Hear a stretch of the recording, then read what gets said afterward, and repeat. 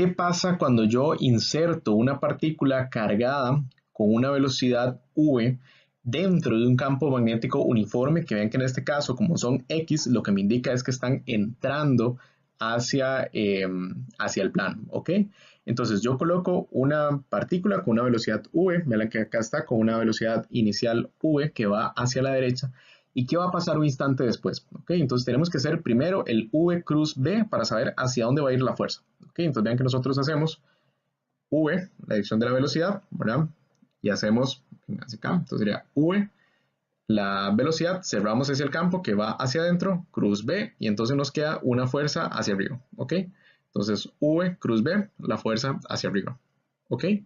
Entonces es esta que está acá, una fuerza hacia arriba. Luego lo volvemos a hacer, pero ahora un poquito más adelante, en otro instante, ¿verdad? Entonces ahora la partícula, como la fuerza va hacia arriba, entonces la partícula va a subir un poquito, y entonces ahora se va a dirigir hacia esta dirección, y volvemos a hacer V cruz B, y en este caso la fuerza apunta hacia allá. Entonces ya van viendo el patrón, ¿verdad? Si yo sigo haciendo eso, y entonces ahora la partícula se va a mover un poquito más hacia arriba, y así sucesivamente, hasta que forme un círculo completo. Ok, entonces lo que me está diciendo esto es que cuando yo meto una partícula cargada con una velocidad v dentro de un campo magnético eh, uniforme, lo que voy a tener son trayectorias circulares, ¿ok? Eso sí, observen que la velocidad de la partícula y el campo magnético son perpendiculares. El campo magnético va entrando y la partícula en este caso va sobre el plano, ¿ok? Entonces son perpendiculares. La dirección del campo magnético y la velocidad en este caso son perpendiculares, y entonces lo que queda es nada más la partícula dando vueltas, ¿ok? En un círculo que es de radio R.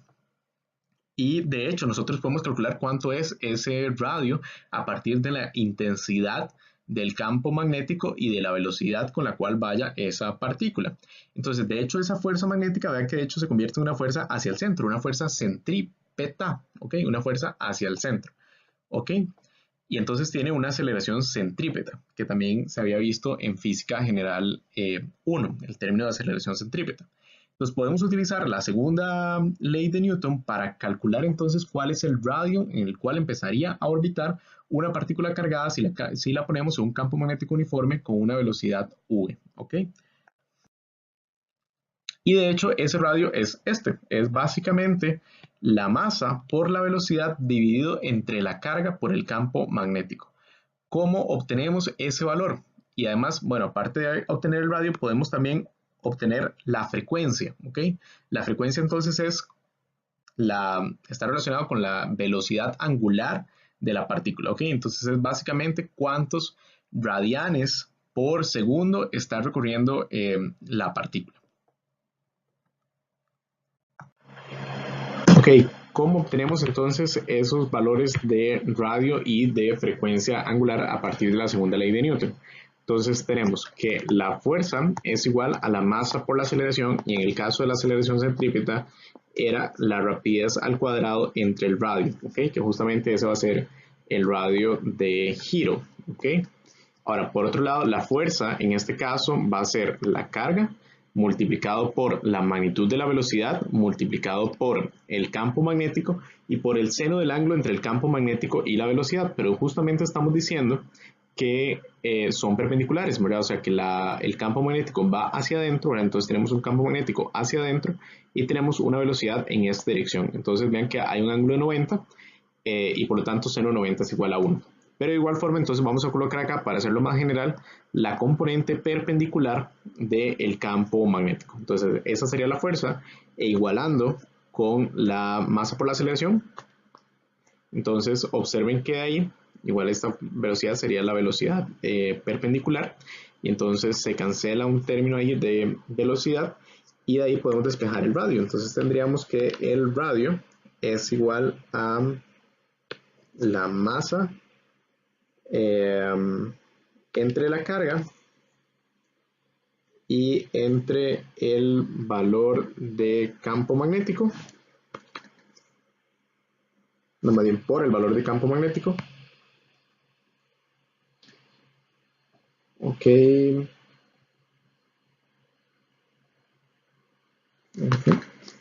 Entre el valor de campo magnético y por la velocidad perpendicular.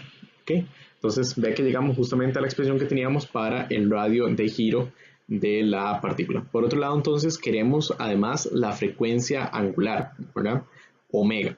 Y entonces, también de física 1, recordarán ustedes que omega es igual a, bueno, en términos de la frecuencia lo podemos ver como 2pi por f, donde f es entonces la frecuencia de giro, y también el omega lo podíamos ver como la velocidad dividida entre el valor del radio, ¿ok? Entonces vean que más bien yo puedo despejar la velocidad de acuerdo con esta ecuación que ya obtuvimos en términos del radio, y entonces yo más bien podría tener de acá que esa velocidad perpendicular a la cual está girando la partícula se relaciona con el radio de forma que R por Q por B entre M es esa velocidad. Entonces cuando yo la pongo en el valor de frecuencia, entonces sería básicamente R por Q por B entre M, R, y vean que el valor de R se cancela y me queda la carga por el campo magnético entre la masa, y eso sería entonces igual a la frecuencia angular de la partícula.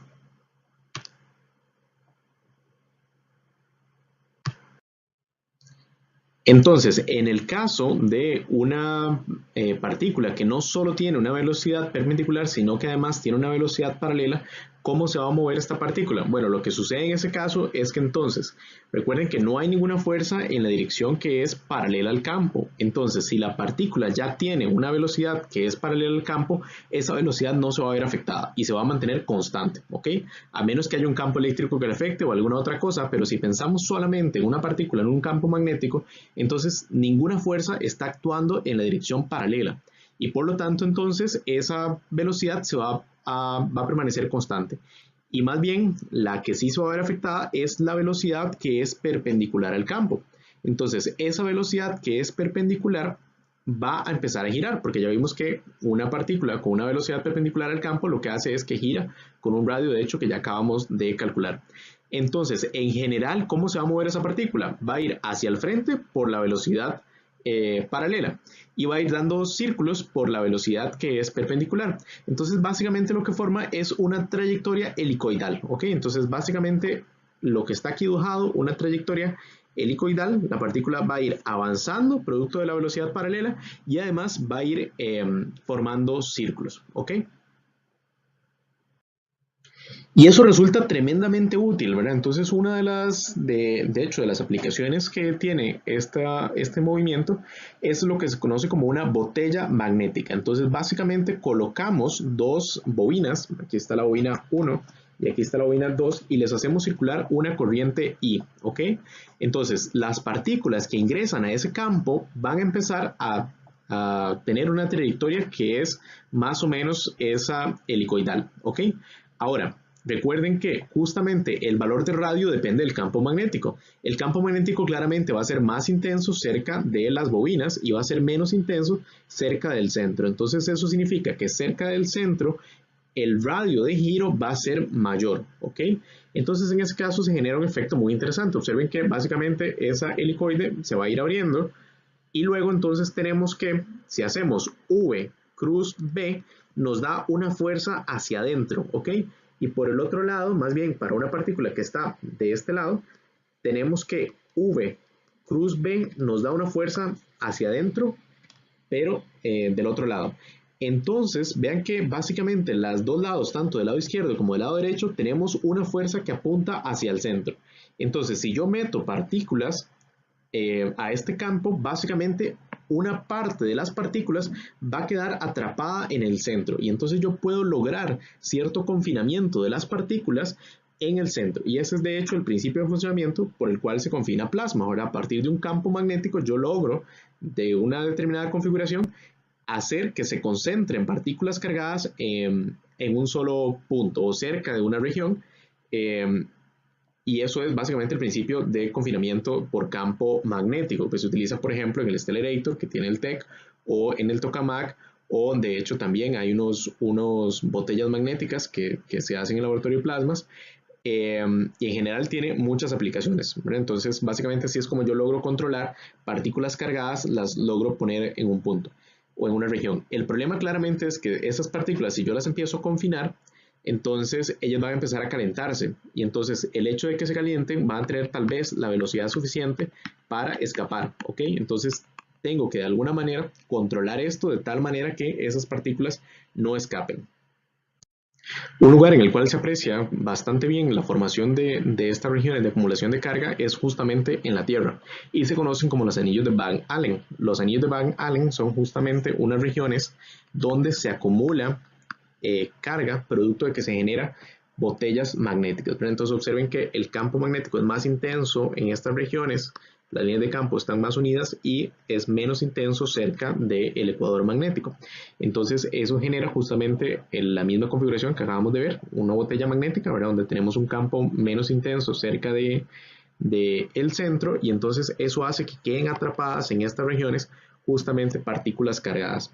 Entonces son básicamente dos anillos y recientemente se descubrió que realmente son tres, en las cuales se acumula carga, que se llaman los anillos de Van Allen, como ya les mencioné. Además, es interesante que los polos norte y sur quedan básicamente descubiertos. Entonces, partículas del Sol entran al campo magnético terrestre y básicamente chocan contra los polos norte y sur, porque además son desviados por el campo magnético y los dirigen básicamente hacia estas regiones. Entonces, el choque de esas partículas genera justamente las auroras boreales. Aquí hay otra imagen de los anillos de Van Allen, ¿verdad? Entonces fueron medidos a través de satélites y se puede entonces ver cuál es la densidad que tienen esos anillos y cuáles son las temperaturas del plasma que se alcanzan en esos anillos alrededor de la Tierra. Y esta es una imagen de las auroras boreales que son producto de esas partículas cargadas que vienen del Sol, que son desviadas por el campo magnético y que ingresan, chocan contra la atmósfera. Cuando chocan contra partículas de la atmósfera, emiten luz y esa luz es la que nosotros observamos como las auroras boreales y australes. Boreales en el hemisferio norte, australes en el hemisferio sur. Este es el caso de la cámara de plasmas industriales del laboratorio de plasmas del TEC. Ahí se puede ver una descarga de plasma que está ocurriendo adentro. Y además observen ustedes cómo acá hay dos bobinas y esas dos bobinas justamente lo que están generando es una botella de plasma. O sea, básicamente se está intentando aumentar la densidad del plasma en cierta región por acá adentro, ¿verdad? También el hecho de que las partículas se vean desviadas por los campos magnéticos se utiliza con mucha frecuencia en la física de partículas para, por ejemplo, saber si una partícula es positiva o es negativa. Entonces se utiliza lo que se conoce como una cámara de burbujas. Entonces, ¿cómo funciona una cámara de burbujas? Básicamente uno tiene un rayo al inicio y ese rayo choca contra una partícula y esa partícula entonces se desintegra, ¿ok? Y entonces, en esa cámara, básicamente lo que me permite es ver la trayectoria de las partículas que surgen a partir de esa desintegración.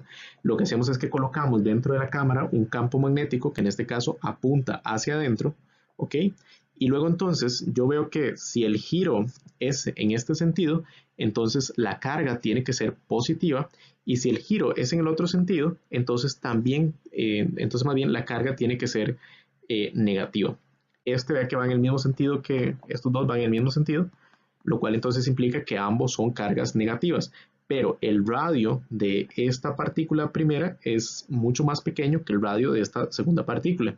Entonces, eso significa que si son cargas negativas, por ejemplo, electrones, en uno de los casos el electrón se mueve de manera lenta, con poca energía, y el otro electrón es un electrón con movimiento rápido. Pero entonces vean que a partir de esta imagen, yo puedo determinar, a partir de una colisión de un rayo gamma con una partícula, puedo determinar cuáles fueron los productos y qué signo tenían cada uno de los productos. Consideremos ahora el caso de un magnetrón, de un horno de microondas que emite señales de onda electromagnética con una frecuencia de 2450 MHz. Esa es la frecuencia que emiten los microondas convencionales. Y nos preguntan qué intensidad de campo magnético se requiere para que los electrones se muevan en trayectorias circulares con esa frecuencia. ¿Ok? Entonces básicamente, de hecho, un magnetrón es un dispositivo que funciona con campos magnéticos que lo que hace es girar electrones, y esos electrones que están girando producen las ondas de microondas, que son las que utilizamos entonces para calentar los alimentos. Entonces la pregunta es, bueno, ¿qué intensidad de campo magnético requiero para que los electrones se muevan en una trayectoria circular con una frecuencia de 2450 MHz?